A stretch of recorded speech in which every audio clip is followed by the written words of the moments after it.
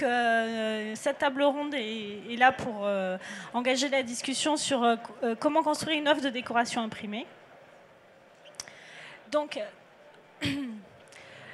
plusieurs questions se posent. Quelle est la place de la personnalisation? Quel modèle économique et quel catalogue visuel? Donc, on va commencer par tous se présenter, les intervenants. Donc, Olivier Albert. Bonjour, c'est moi-même. Donc, Olivier Albert, je suis le directeur de la marque Senolia. Oui, donc je suis le directeur de la marque Senolia. Senolia étant une marque de produits de décoration qui a été créée il y a quelques années maintenant. Et chez Senolia, nous sommes à la fois fabricants de produits de décoration et à la fois éditeurs des images qui vont pouvoir aller sur ces produits.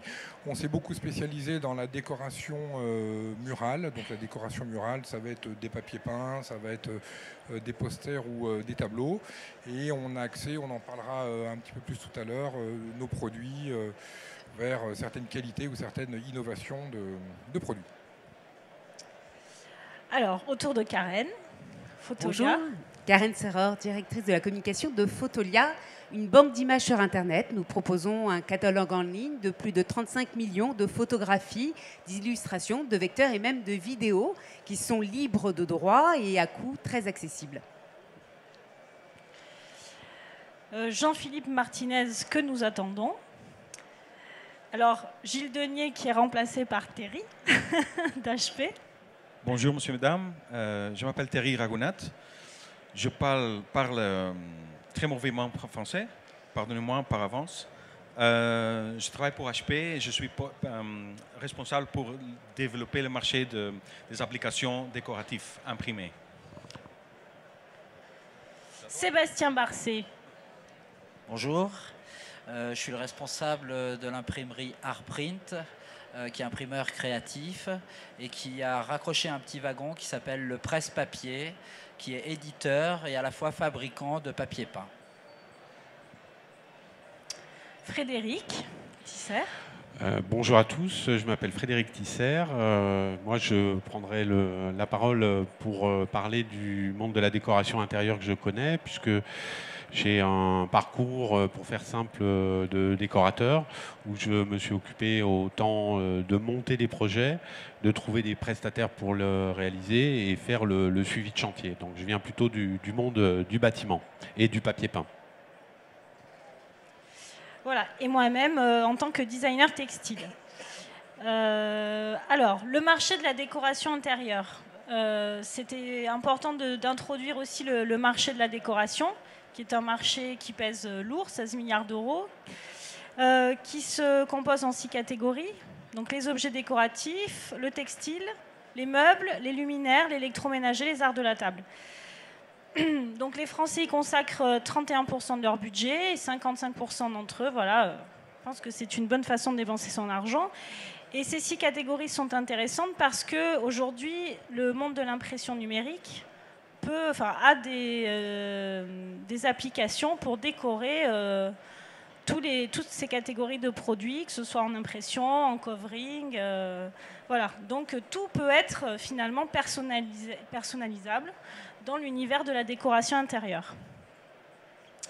Alors, on va parler de comment construire l'offre.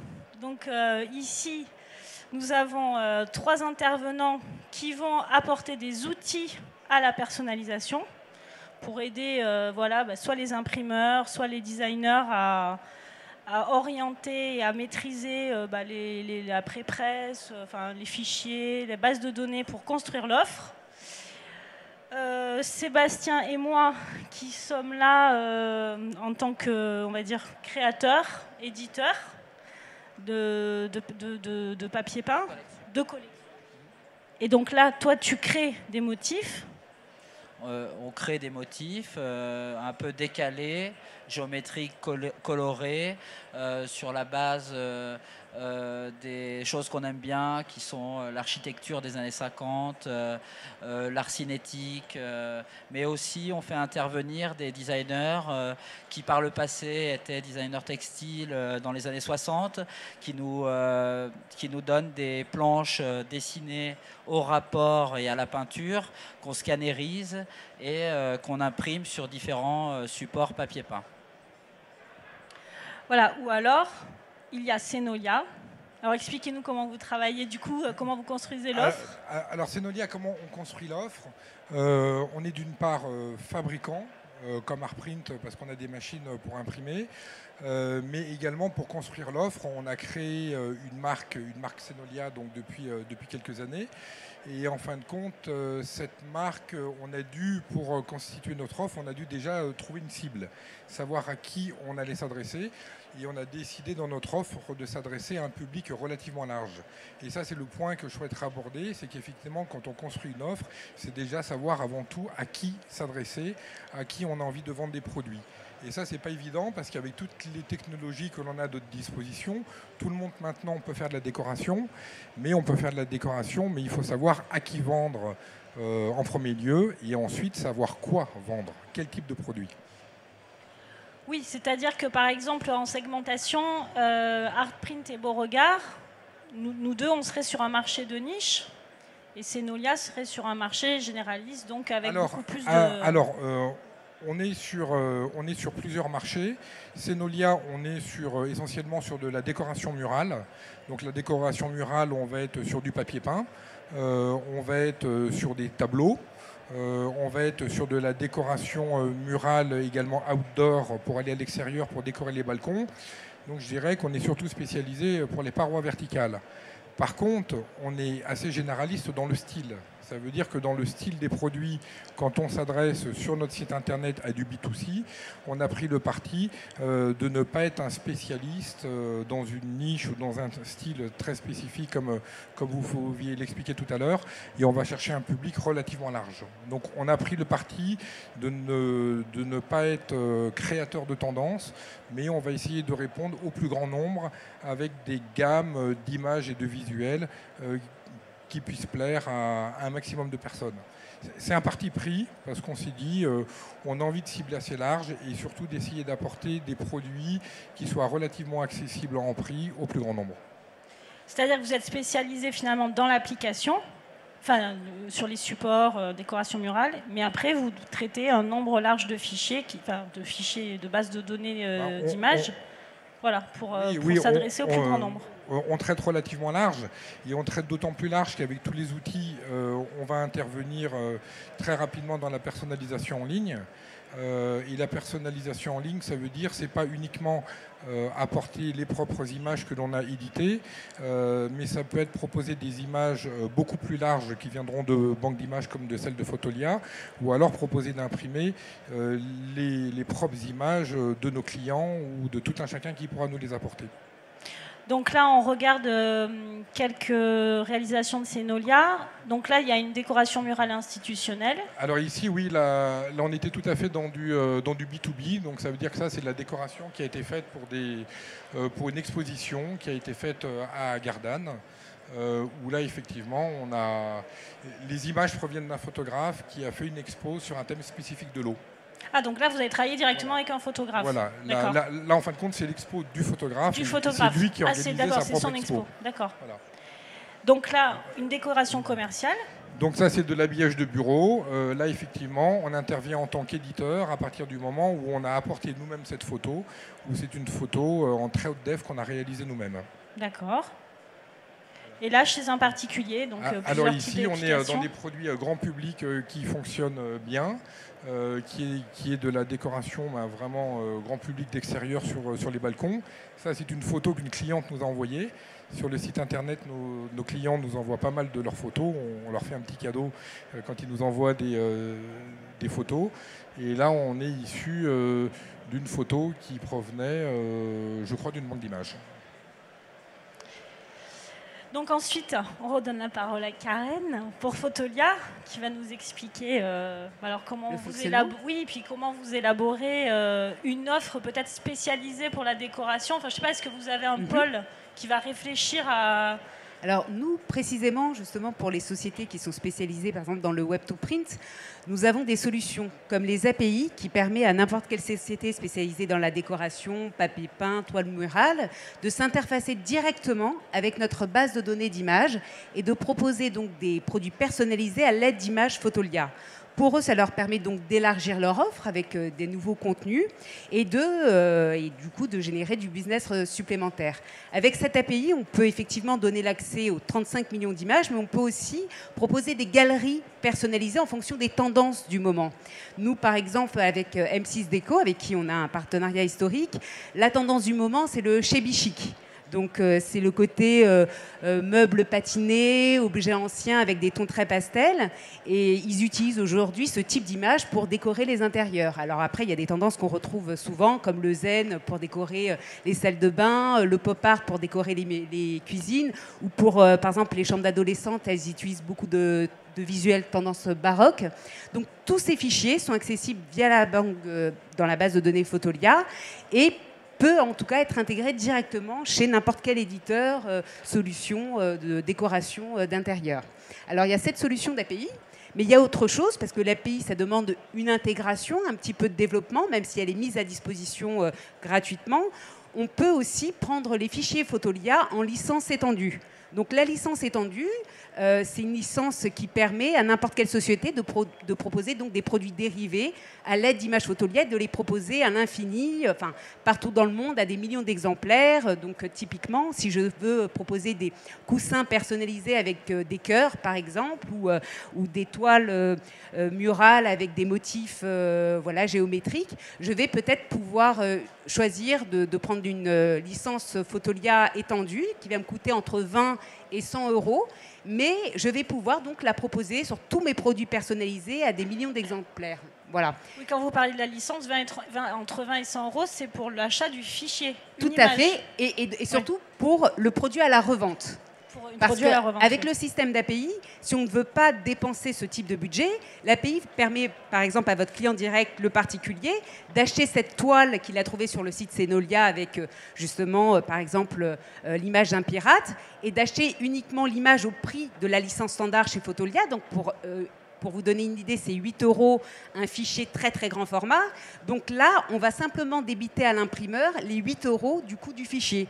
Et donc, il n'a pas à faire d'investissement puisqu'on va lui débiter à chaque fois que son client va choisir cette image. Donc, on a un bon exemple aussi avec HP Wallart. Voilà, exactement, je cherchais. HP Wallart a justement intégré l'API Fotolia pour proposer des décorations personnalisées. Est-ce qu'on peut voir ta vidéo? Alors, Thierry, pour voir ta vidéo. Bon, je peux enseigner une vidéo ou des exemples par toute Europe d'entreprises qui font des choses différentes. Avec la décoration, non? Je vais trouver un instant. À mon avis, ça passe pas sur Mac. Hein. Non, ça marchera pas. Si, merci. Si? Merci beaucoup. Non. Ça viendra maintenant. Oui, ok. Voilà, donc on va voir en vidéo le site de l'offre Wallart proposée par HP.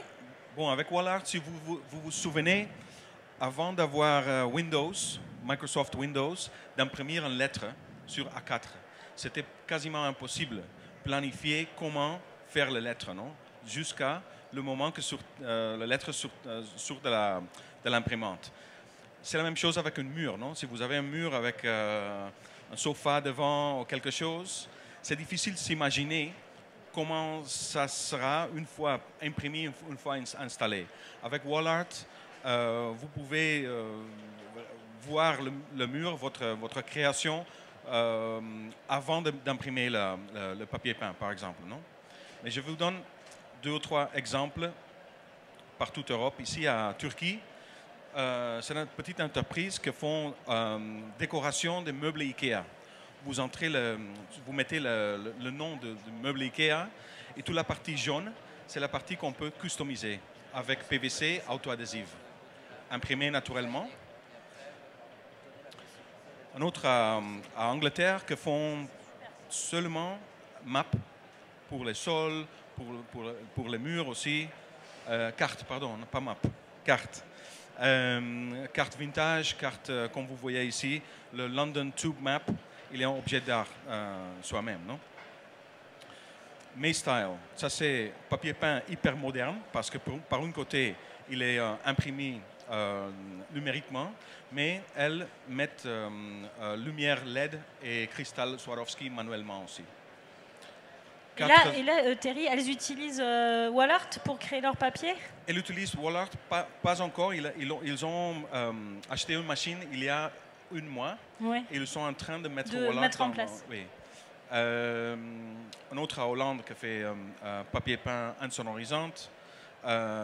Photographes qui font upcycling avec des meubles vieilles et reconvertir le meuble, non, avec photographie. Plus de photographie avec des murs totalement différents. Convertir un site web, ils utilisent Wallart par exemple. On peut faire un design d'un mur et choisir entre, je ne sais pas combien designers. Un mur Marcus Benesch, un mur Karim Rachid par exemple, ou pourquoi pas avec une photo qu'on trouve à Fotolia. Toile. Plusieurs types de toiles, des lampes, avec un matériel backlit par exemple, avec un petit morceau de velcro. On peut convertir, customiser une lampe par exemple. Des meubles une autre fois avec image Fotolia, mais pourquoi pas une image Rembrandt ou quelque chose. Pardon, je suis hollandais, Rembrandt, Vermeer et tout ça. Customisation de papier cadeau. Vers Noël, naturellement, c'est très, très intéressant. Wall stickers, il est totalement à la mode maintenant, mettre pas seulement papier peint, mais des accents différents sur le mur. Décoration des portes, décoration des, comment est-ce que ça s'appelle? Wall tiles? Carrelage. Ou wall stickers. Et c'est tout. Je voulais seulement donner des idées et choses différentes qu'on peut faire avec... Donc ça, c'est tout ce qui est possiblement imprimable avec des imprimantes HP. Oui. Voilà. Pas seulement avec HP, naturellement. Oui, naturellement. Mais, donc là, voilà, c'est le catalogue. Et, oui. Et Wallart permet de mettre en situation... Oui. Une image dans un contexte, enfin, je veux dire, dans un salon. Oui. Malheureusement, je ne suis pas en ligne maintenant, mais c'est un soft totalement cloud-based. Une fois que vous achetez quelques machines latex HP, vous pouvez utiliser ce logiciel. Et c'est très facile d'utiliser. Si vous voulez, après le table ronde, je peux faire une petite démonstration sur mon tablette, si vous voulez. Okay? Et ce qui est intéressant de voir, c'est que chacun des sites proposés sont spécialisés dans un produit spécifique. Oui. Et quand on se pose la question de dire comment constituer son offre déco, celui qui ne propose que des portes, c'est très probablement faire également ou du papier peint ou également autre chose, mais il a décidé de s'orienter vers un produit spécifique. Oui, ça c'est important finalement de voir que chacun se spécialise dans une application. Donc soit effectivement du meuble imprimé, des carrelages, des stickers. Bon, voilà. Parce qu'effectivement, la spécialisation nous donne à chacun une force, une expertise. Si vous pensez le marché photo, par exemple, il y a 20 ans, le photo était une chose dans une enveloppe de 10 cm par 15 cm. Maintenant, c'est totalement disparu. Oui. Maintenant, on fait des choses avec photographie, mais de manière totalement différente, utilisant soft online pour faire des albums photos, par exemple. Non? Pourquoi pas penser comme votre maison, comme un album photo, non? On peut customiser chaque surface, si vous voulez. il y a plusieurs matériaux, matières à utiliser. Ils sont partout. Mactac, Alström, 3M par exemple, et beaucoup de matériaux qu'on peut utiliser pour customiser. Alors, là, on va parler du catalogue. Donc, combien de visuels peut-on avoir dans une collection? Puisque, bon, là, on imagine de créer une offre imprimée. Mais qui dit créer une offre imprimée dit, voilà, il faut créer une collection pour être audible, compréhensible auprès du consommateur. C'est-à-dire que le consommateur, il va devoir comprendre, qu'il va devoir saisir une ligne directrice, une atmosphère, pour ne pas être perdu dans la pléthore de banques d'images ou de données. Donc, comment construire une collection avec combien de visuels? Voilà. Et si on a beaucoup de visuels, comment les catégoriser pour que ce soit lisible? Alors nous, chez Senolia, on se rend compte que plus on propose des visuels, plus les gens en veulent. Donc en fin de compte, il faut pouvoir proposer un petit peu de tout, mais il y a quand même des choses qui sont plus recherchées que d'autres. Les catégories que l'on a créées, on met en avant les catégories phares qui sont les catégories du moment. On est obligé de les mettre en avant. Mais mine de rien, quand on regarde toutes les demandes que l'on a, soit par mail ou les recherches que l'on a, les demandes effectivement peuvent être très très larges.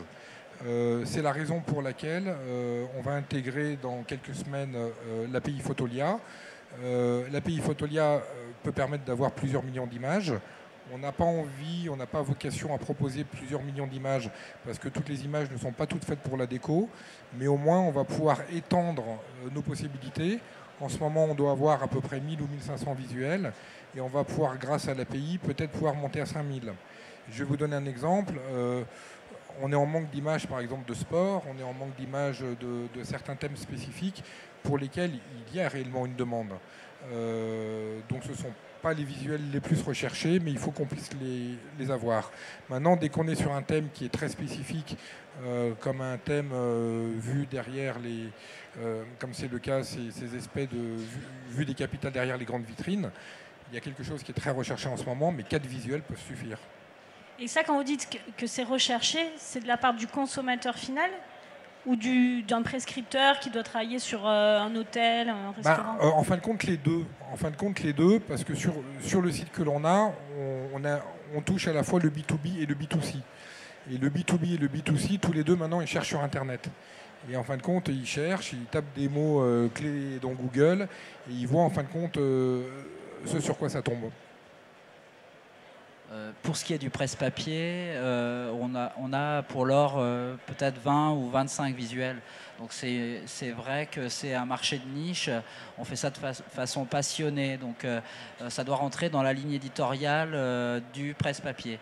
Après, c'est arrivé qu'on fasse du papier peint pour des boutiques de Polka ou Puma à Paris. Et ça, c'était les agences qui nous fournissaient leurs propres visuels qu'on imprimait avec la casquette Artprint.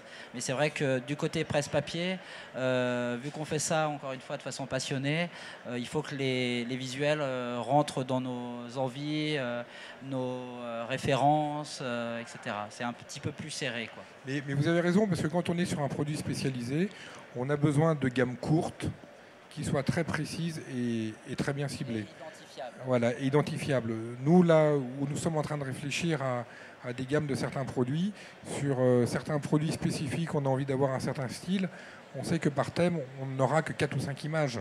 Donc quand on veut avoir un style très identifiable, on n'a besoin que de très peu d'images, mais qui soient ultra ciblées.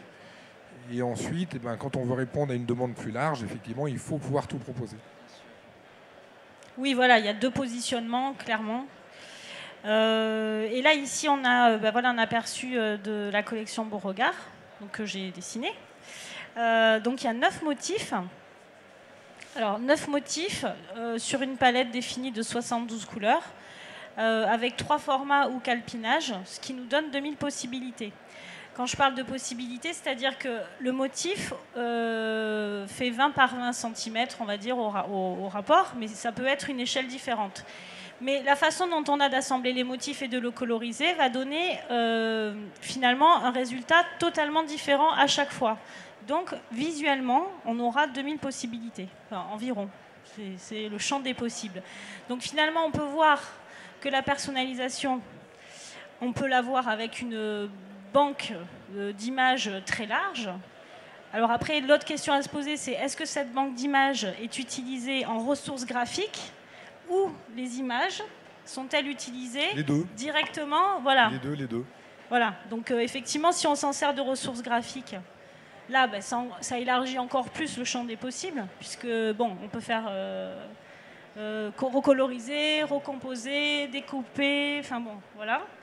Et voilà, donc là c'est un exemple d'application d'un motif, donc du motif numéro 9, le dernier, sur par exemple une impression papier peint en travaillant sur l'échelle, puisque un des atouts de l'impression numérique, c'est de travailler la couleur, ce qui n'était pas possible sur les procédés industriels de l'époque. Enfin, Frédéric, tu pourrais nous en parler. Donc, voilà, c'est un atout de travailler sur l'échelle, parce qu'avant, ce n'était pas possible non plus, puisqu'il fallait imprimer des cadres ou des rouleaux en cuivre ou des matrices. Enfin bon, donc il y avait un coût de développement énorme. Donc là, il n'y a pas de coût de développement sur l'échelle, ni sur la couleur. Donc ça, c'est les gros atouts de l'impression numérique pour construire une offre de décoration imprimée. Et donc, peut-être, pour pouvoir construire une offre plus ciblée, mais où le champ des possibles en customisation peut être apporté par l'échelle et les couleurs. Alors, j'étais au musée du papier peint à Rixenheim pendant les fêtes de Noël. Et ça m'a beaucoup parlé. Tu parlais de procédés techniques. Ils expliquaient qu'en 1900-1905, il y a eu une vraie révolution dans le domaine du papier peint parce que et c'était une révolution de coût en fait. C'est-à-dire qu'un papier peint valait en 1850 peut-être 4000 € à être fait. Et puis au début 1900, avec des nouvelles machines, des nouveaux procédés techniques, on a pu sortir des rouleaux de papier peint beaucoup moins chers. Donc le papier peint s'est démocratisé. Et on a vu arriver le domaine du papier peint. Et ce qu'on est en train de vivre, pour moi, c'est exactement la même chose. C'est-à-dire qu'on a au départ un procédé technique, une innovation technologique. On les a partout autour de nous. Et ce qu'on est en train de vivre et ce dont on est en train de vous parler, c'est finalement de l'innovation marketing qu'il y a après. Parce que moi, je me rappelle de ces gens qui, il y a une dizaine d'années, ont dit imprimez dans votre salon votre photo de mariage. Bon, bah, ils sont plus là pour en parler, parce que ça, les gens... Ils ont divorcé. Mais comme on est dans de la petite série et de l'impression numérique, on peut refaire une photo quand on se remarie. Moi, j'aimerais, dans cette discussion, vous parler de Madame JS. Elle existe, je l'ai rencontrée, et elle est venue me voir en me disant, bah, voilà, Monsieur Tisser, je voudrais refaire mon salon salle à manger. Il faut bien comprendre... Et on parle de B2C, mais on peut aller aussi dans du B2B, parce que j'ai fait notamment des cabinets d'avocats, et on avait une intervention hier qui nous disait que dans les sièges sociaux, notamment d'entreprises, on recherche ces codes de la décoration intérieure qui vont donner, au niveau de la culture d'entreprise, des codes rassurants pour les salariés. Cette dame, quand on lui parle d'innovation esthétique, elle ne veut pas en entendre parler. Elle est branchée sur les arts décoratifs, elle est branchée sur ce qu'il y avait chez ses grands-parents, chez ses parents, et sur ses murs. Il y a un côté sacré sur le mur. On ne met pas n'importe quoi sur le mur. Et moi, ce qui m'a extrêmement plu dans les innovations qu'on a aujourd'hui, c'est effectivement les travails sur les échelles. On prend un papier peint traditionnel, on l'agrandit. Les travails sur... on va avoir une texture, et puis on va y mettre des petits détails très fins, pour changer effectivement l'offre et pour pas que ce soit un papier peint uniforme. Et j'aimais bien ce que vous disiez au début, c'est une histoire de cible. On cible pas de la même manière quelqu'un qui est en location et qui a envie de mettre un petit truc sympa qui va aller vite fait sur internet le dimanche soir choisir quelque chose, et Madame JS qui refait pour une vingtaine d'années son salon salle à manger. Et là, cette dame, je pense qu'elle a besoin d'expertise créative. C'est-à-dire que effectivement, on peut aller. Alors, j'ai vu que chez vous, il y avait des images vectorisées. Et ce que j'aime beaucoup, c'est effectivement aussi le logiciel d'HP, où nous, en tant que décorateurs, on va pouvoir lui répondre, agrandir, réduire, changer la couleur et lui amener ce qu'elle vient nous demander finalement, cette Madame Jess, c'est notre expertise entre guillemets du beau, avec des gros guillemets. Voilà, donc après, est-ce qu'on peut parler du modèle économique? Donc Senolia a une expérience dans le e-commerce. Toi, je ne sais pas, tu ne vends pas en ligne? Non, voilà.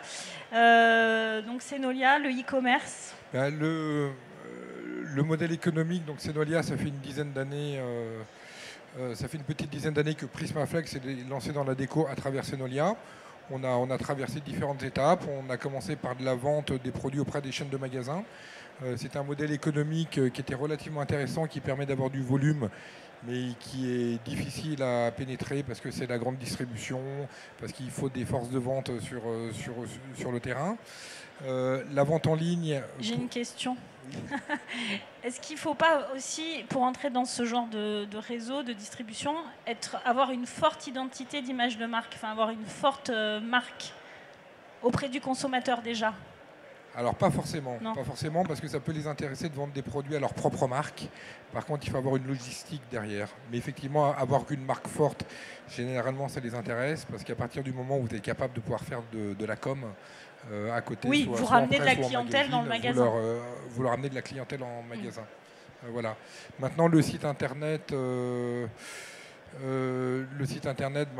permet d'avoir du B2B et du B2C, permet d'avoir les deux, permet d'avoir en fin de compte une clientèle assez large qui vient. La question, c'était le modèle économique.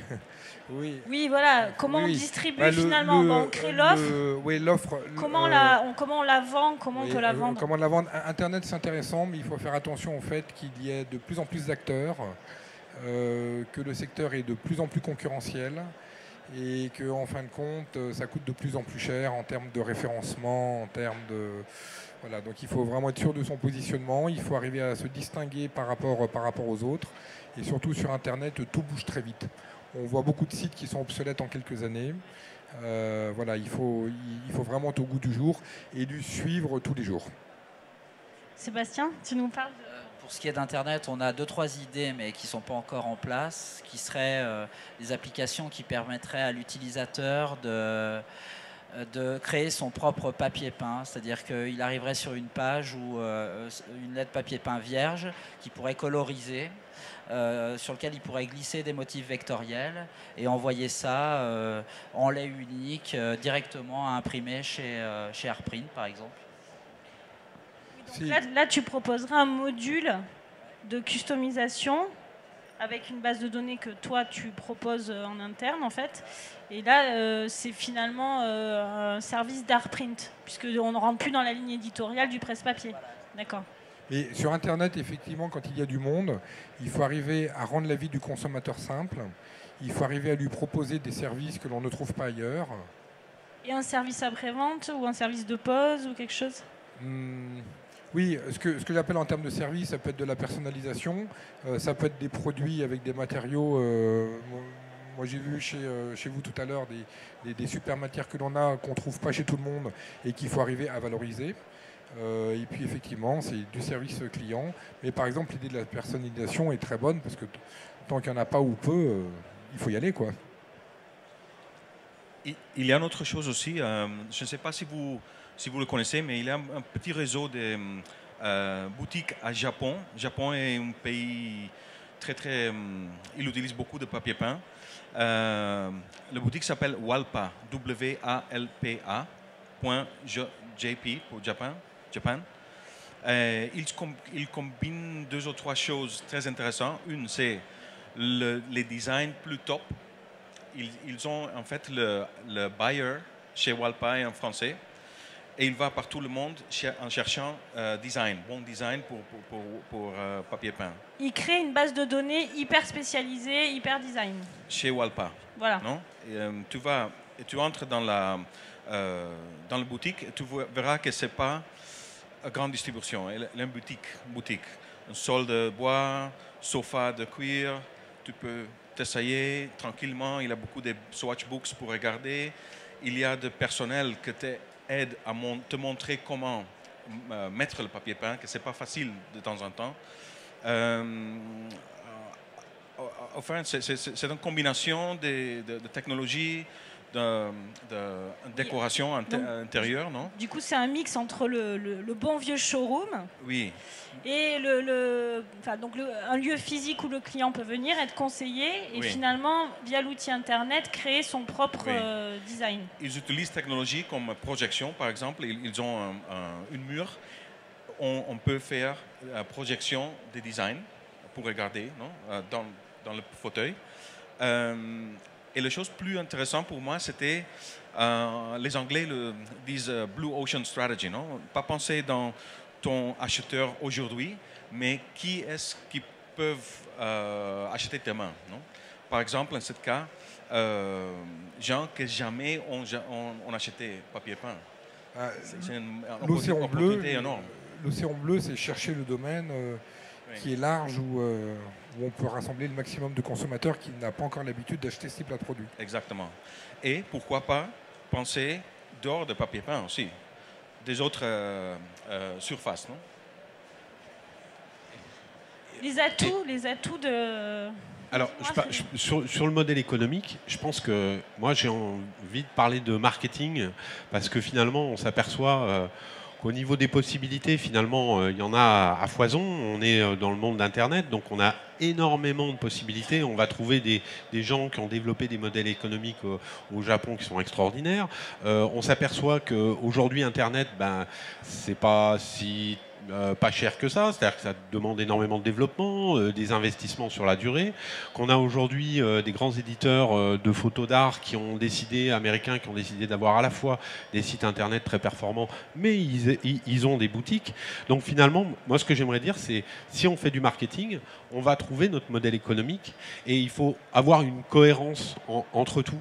On voit bien que nous, on est différents acteurs qui intervenons sur différents secteurs d'activité. Et finalement, du marketing va répondre un réseau de distribution, va répondre un prix, va répondre un produit. Et finalement, c'est paradoxal parce que il y a tellement de possibilités ici, c'est tellement nouveau qu'on a besoin à un moment donné de dire... il faut cibler quoi. Je veux faire quoi? Je veux parler à qui? Et de là découleront, à mon avis, des réponses qui seront à chaque fois différentes.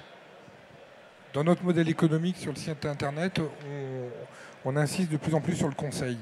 On se rend compte que le conseil, je pense que dans tous les modèles économiques, on le voit tout à fait dans cet exemple du Japon, il revient, il est là. Les gens ont besoin d'être aidés, d'être accompagnés.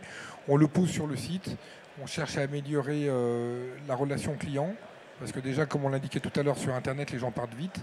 Mais c'est surtout, ils ont besoin d'être rassurés, ils ont besoin de savoir ce qu'ils ont, ils ont besoin à ce que l'on les aide. C'est vrai que la décoration, avant, ils rentraient dans un magasin, ils rentraient dans une boutique, on leur apportait un conseil complet, et puis mine de rien, ils repartaient pas toujours avec le produit auquel ils avaient pensé. Là, ils sont un peu face à eux-mêmes, donc il faut vraiment les aider. Nous, on les accompagne, on les pousse, et je pense que la dimension conseil, elle est vraiment apportée dans tous les modèles.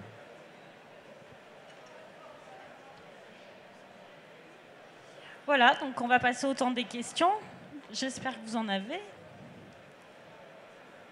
Des questions ou des remarques, ou si vous voulez ajouter quelque chose à la discussion.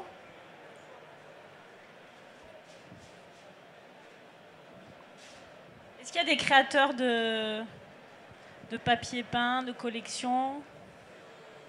Des artistes, des photographes? Dites-nous, vous êtes en projet de créer une gamme?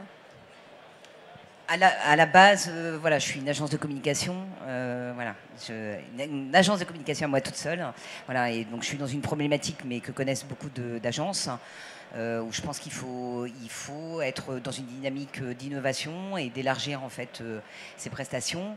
Voilà, donc je suis déjà moi dans mon activité en fait d'agence sur une prestation en fait de conseil et d'accompagnement très personnalisé. en répondant de façon très large et très globale à une problématique de communication, à la fois print et digital. Je suis aussi accessoirement graphiste. La déco m'a toujours interpellée, donc je suis plutôt sur un univers, moi, vintage. Voilà, donc de mes besoins personnels, j'aimerais bien bâtir une offre. Alors peut-être segmenter quand même, voilà, parce que voilà, je ne veux pas forcément tout proposer, même si effectivement... Bon, des API voilà, avec des bases de données en fait plus larges peuvent éventuellement m'intéresser si effectivement je construis une offre en cohérence. Comme vous le disiez, je pense que là c'est tout à fait d'actualité. Et puis voilà, moi ce que je vends auprès de mes clients, mais ce que je me suis aussi appliqué à moi-même, voilà, je pense qu'il faut se distinguer, et ça c'est valable pour tous les domaines d'activité. Voilà, donc à moi de bâtir une offre qui soit en cohérence avec moi-même, voilà, et qui peut-être réponde à un besoin. Voilà. Merci. Est-ce qu'il y a d'autres questions? Et arriver à être porteur, en fin de compte, de cette image et de ce style que vous allez proposer.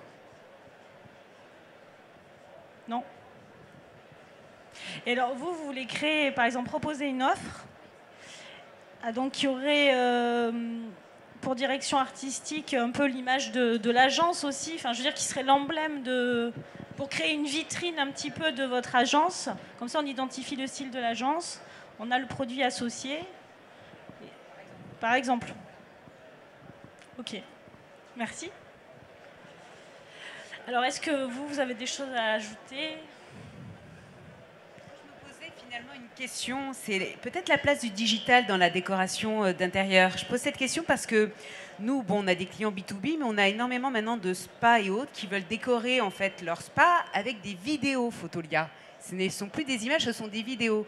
Donc ils ont des écrans qui se démocratisent aussi de plus en plus, qu'ils le mettent en objet de décoration, et ils me demandent aujourd'hui des fichiers, donc Zen justement, ou des voyages, les agences de voyage qui mettent maintenant des totems vidéo pour montrer voilà, des îles ou autres. Donc chez nous, on a une tendance vers la vidéo, donc je me demandais si justement voilà, les supports digitaux faisaient partie de la... Alors là, je réagis tout de suite, parce que j'étais à Maison et Objets la semaine dernière, et il y a eu un projet absolument extraordinaire qui a été fait, c'est-à-dire qu'on rentrait dans un espace qui devait faire à peu près 80 mètres carrés, et on avait 3 murs qui étaient en écran, et il y avait des projections de vidéoprojecteurs dessus, donc c'était d'inspiration japonaise, avec le pommier, les fleurs de pommier qui volaient, les hérons, une immense table avec pareil, et c'était de la vidéo si vous voulez, et ça a été vraiment un choc. Enfin, je pourrais vous le montrer, je l'ai sur mon portable, j'ai fait une vidéo. On est là-dedans. Alors, je reviens sur l'histoire de la décoration intérieure. Il ne faut pas confondre design graphique et design décoratif. Je pense qu'Aurélia en est un bon exemple. Elle a pas trop fait sa pub, mais Studio Beauregard Paris, allez voir, c'est très intéressant parce qu'on est sur un parti pris décoratif très fort, vraiment très pointu.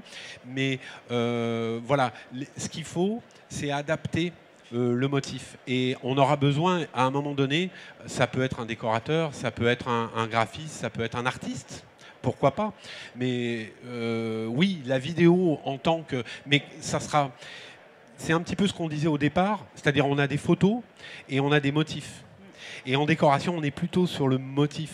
Et ce que j'ai vu en vidéo, c'était du motif. C'est ça qui était vraiment révolutionnaire. Mais vous avez tout à fait raison que c'est une piste extraordinaire à fouiller.